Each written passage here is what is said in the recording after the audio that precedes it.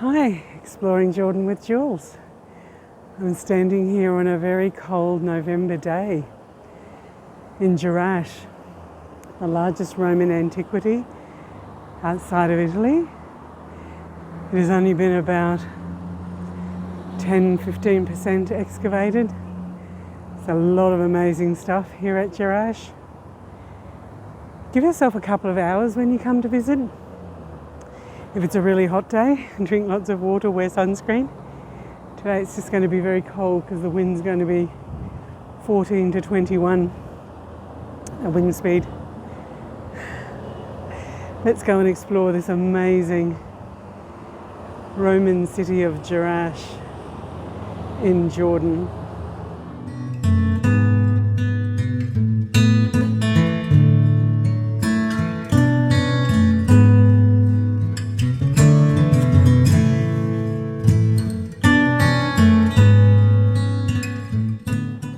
When you come through Hadrian's arch here at Jerash, you are greeted by three things. You are greeted by, I'm going to call it a necronium, so I'm not sure if it genuinely is. It's basically a grave site. So there is graves dug into the ground. You have the Hippodrome, where they would be racing horses. And you have the remains of a church. The Church of Marianos is a typical Byzantine church from about 570 to 749 with absolutely beautiful mosaics. So this is why one of the reasons that I say that this is such a great antiquity. You haven't even paid your entry fee yet, your Jordan pass. You'll show a little bit closer up at one of the other gates. You haven't even paid your way in yet, and you have seen Hadrian's arch. You've seen some burial sites. You've seen a church and the Hippodrome. And you haven't even paid yet. Such a great sight. When you're looking at the fascia wall of the Hippodrome, you can see these little doorways. And these little doorways would have been shops that would have serviced the people attending.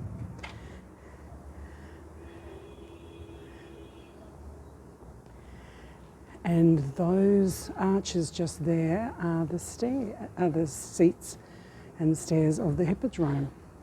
Look at how amazing that mosaic is.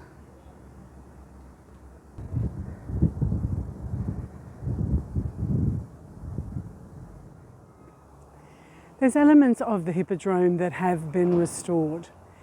So the Hippodrome is 265 metres long and 50 metres wide and would seat about 17,000 people.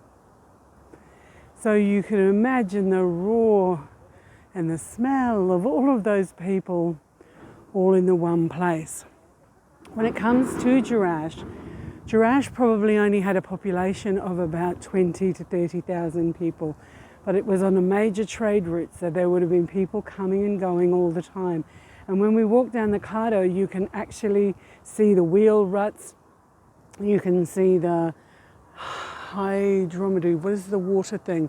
The water channels and the water drainage system. And you see the intersections of the road. It is just the most amazing antiquity. So under the stairs of the Hippodrome, I indicated when I showed you underneath one of those shops that those ridged areas were the stairs and the seats. And here you can see where the seats are no longer there, but you can still see the architectural structure that would have supported those seats. So I've moved to the other side. You can see these arch structures, and you can see where the chairs were previously on the other side. I always like moving to a space that I've never been before, and here I am at a different place here at the Hippodrome, 265 metres by 50 metres. That would have sat 17,000 people. This is the Hippodrome at Jerash. You don't need a tour guide to show you around Jerash. Just do your research before you come. But if you did, there is a little booth just here, and there are guides that can speak 5-6 different languages.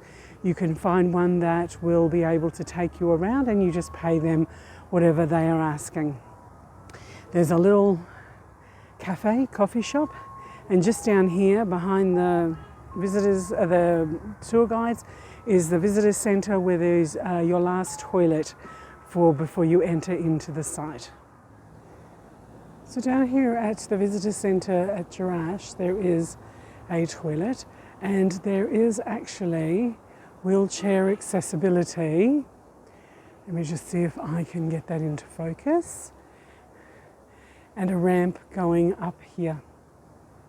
So there is some mild wheelchair accessibility, but on certain sections it's going to be very rough. So you'd need a very sturdy wheelchair with suspension to get through most of the site.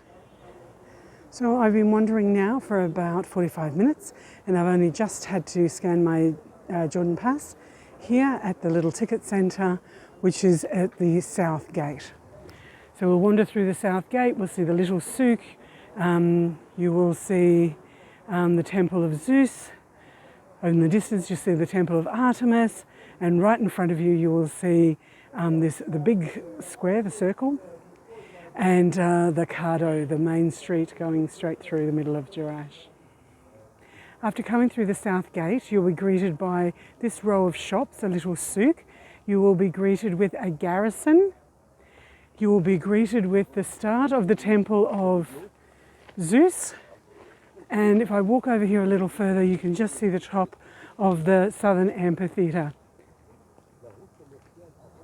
Just start to see the top of the south amphitheatre. In the centre of the oval plaza, which is just a magnificent structure, you can see the temple of Zeus, the southern amphitheatre, and you can see the mouth, the entrance to a main street, which is the Cardo. Normally what I would advise people to do is I would advise them, once they come through the south gate, to go straight up to the temple of Zeus, go to the amphitheatre, walk across the top to the Christian churches of, I'm going to get it wrong, Cassius and somebody else, and then head over to the temple of Artemis. Then make your way down through the Nymphoneum, the water area, to Cardo, and come back this way.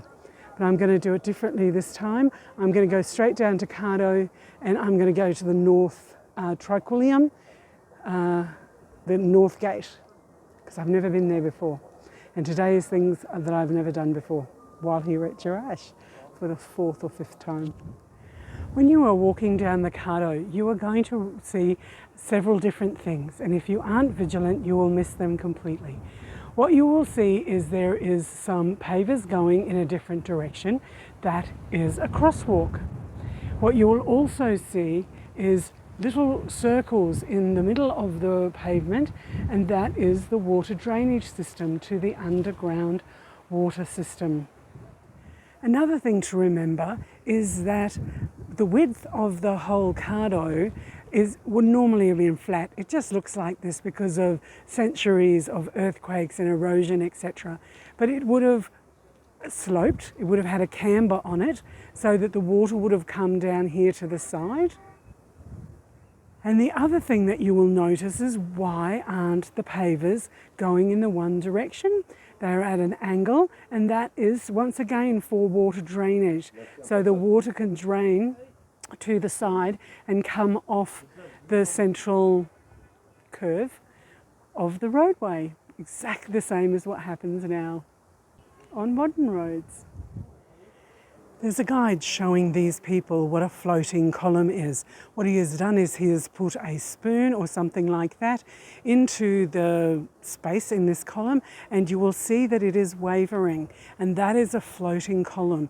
It isn't actually attached, or there's no mortar holding it down. And so what he is demonstrating there, and you can see this really well at the Temple of Artemis, is a floating column. So you put a spoon and the spoon will oscillate because of the floating column. After coming from the Oval Plaza, you come down the Cardo and you will find 4 large columns, and these are the tetrapylons. This is the crossroads for roads coming from 4 different directions right to the centre of Jerash. The crossroads from 4 different directions. Amazing. Surrounding the tetrapylon are little shops, souks, stairs going up to other buildings, a drainage system. It's just architecturally the most amazing space. Heading north on the Cardo Maximus, you can actually see better examples of the wheel ruts from the wheels of the wagons over the centuries. And we're going to head down there to the North Gate.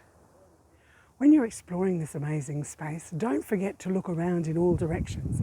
Don't forget to look and find the little niches or the stairs. How are people going to get from this surface up to the shops and temples, etc. that were up there? They're going to need little stairs. What could these niches been used for? Maybe they were for lighting, put it in an oil lamp or something like that. Or maybe it had a figurine of one of the gods. I don't know, I wasn't there, but I can see it today and I think it's pretty amazing. So if you were coming into this area, you'd be coming for a specific reason, and we would like this one. This one is the entrance to the temple of Bacchus, the Greek god of wine. We love Bacchus. Water is vital for the existence of any population, and this little space is the Nymphaeum. You can imagine all of the waterfalls cascading down with water, and people would be coming here to drink, collect their water. Very important space, the Nymphaeum. Walking down the Cardo Maximus, the Cardo, I have just realised something pretty interesting. Other than the crosswalks and the water system, I'm looking and I can see normal touristicos, normal tourist people, and no Instagrammers, no big red and yellow flowing gowns for that amazing Instagram photo. So clearly the crisis over in occupied Palestine has stopped those influences coming. So the people that are genuinely coming here are genuine visitors and tourists that want to get to know the area. Wonder if it'll be the same when I get to Petra. No huge flowing dresses that you would see on the Isle of Capri or somewhere at a beach. Genuine tourist visitors. So good to see everybody coming to visit Jordan. Right back at the Oval Plaza, I say when people come to visit Jerash, they should go to the southern amphitheatre, go to the Temple of Zeus, go across the top to the churches, the Christian churches, Damios and the twins, whatever. Get over to the Temple of Artemis, and then when you finished at the Temple of Artemis, walk down to the Cardo. It's because of these stairs. Walk down these stairs, don't walk up these stairs. Use my advice, get the best and most out of your visit to Jerash without exhausting you. So go across the top to the Christian churches, get to the Temple of Artemis, and then walk down, and you'll be walking down here. Normally I would be walking straight back to the Oval Plaza, but today I'm going to go further down to the North Gate. I haven't been this way before. How many times have I been to Jerash now? I think it's 3 or 4. Just check how many videos I've uploaded and you'll know that. I have never been this far to the north. This is the North Gate. There is the North Amphitheatre. And I have been the Temple of Artemis, which is just up there. I've been there many times. Today I'm going to explore down by the North Gate. Rats, it started to rain. I'm going to have to put my cover on and get some shelter as I head to the North Tetrapylon. Hopefully it's not going to rain too much, But I do have some shelter under here of the North Tetrapylon. What an amazing structure. I might just try and get to the North Gate before the rain sets in too much. The rain has arrived, so I'm going to go and try and shelter in the North Amphitheatre. So that is the North Tetrapylon and extended section of the Cardo, and then the North Gate. I didn't get there. I'm going to have to try again another time. I don't know how many people this one would seat, but it would have a wooden stage and a wooden roof, so I wouldn't be getting rained on right at this minute in time.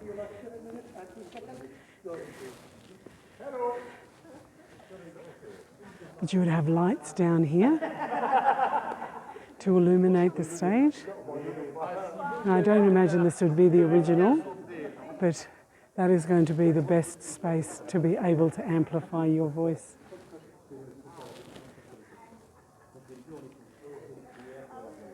So beautiful. Unfortunately, because of the rain, I had to cut my day short at Jerash, so I'm going to have to go again another time to get down to the North Gate. So anytime you are coming to Jordan, please don't hesitate to come and visit one of the most amazing cities, the ancient Roman city of Jerash in Jordan.